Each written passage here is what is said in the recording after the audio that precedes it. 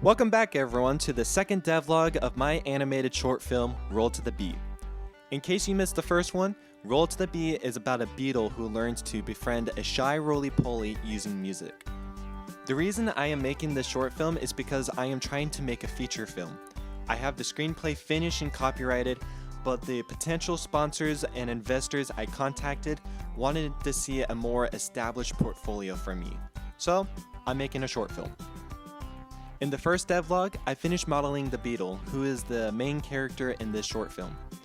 After finishing the retopology, I moved on to work on the ladybug because if I screw up, it's a background character and no one will really notice the flaws besides me. After learning so many new techniques with the ladybug, I decided I needed to remodel the beetle. I'm really glad I did because it looks so much better and the topology is much cleaner. After a span of a few days, I finished the modeling and shading process for the ladybug and I am nearly done with the beetle. Shading is one of my favorite things to do in 3D art.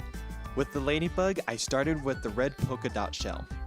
How I approached this was using a Voronoi texture connected to a constant color ramp that I plugged into the principal shader. For the roughness, I wanted the shell to be shiny but only on the red area. So I ran the color ramp into an RGB to black and white shader and swapped the black and white values using a color ramp before running it into the principal shader. To control the amount of shininess I wanted from the red area, I combined the Voronoi node tree with a noise texture using the color dodge shader. For the body, it is just a pure black color with a noise and Voronoi texture connected to the roughness and displacement values.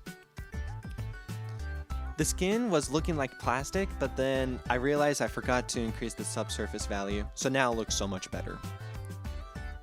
The node tree for the head is somewhat complicated, so here's what it looks like.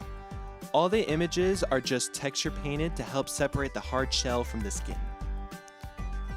The eyes are super fun. It is the typical two-sphere technique that you can find from most YouTube videos.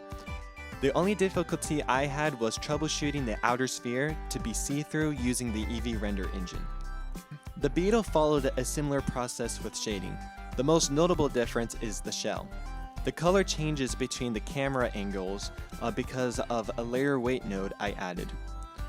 The wavy lines are done by using a wave texture connected to the displacement input. I am still debating about how I'm going to approach modeling the roly-poly. I do not like the mesh the 3D converter gave me because the shell isn't well defined and the roly-poly needs to be able to roll into a ball. I didn't realize I was having too much fun experimenting with the 3D converter until I ran out of attempts for the day. I took another look at the script so I can start working on the music that the bugs will be singing. The song is a repeating phrase in a bug language I came up with. Azala tikru jovala kiza atrala nuta shrikina. I used to have a made-up translation for this, but I don't remember what it means now. In the script, Roly-Poly is playing a crystal xylophone, and Beetle is playing a guitar he made from a stick and spiderweb strings.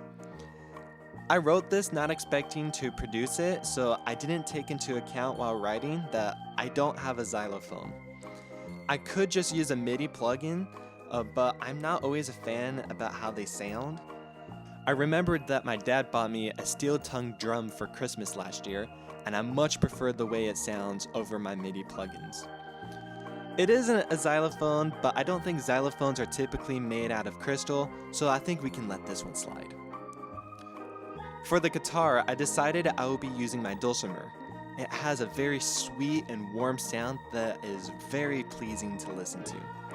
I am genuinely excited to write this music because I have never written a piece with a dulcimer or a steel-tongue drum. My goal for the next devlog is to figure out how I'm going to model the roly-poly and to start the rigging process for the models I already have. I will eventually need to make all the other critters, but that's a later priority. Thank you so much for watching this devlog. If you want to follow the filmmaking process of Roll to the Beat, please subscribe and check out my website at silverwaterstudios.com. Thank you so much and have a great day.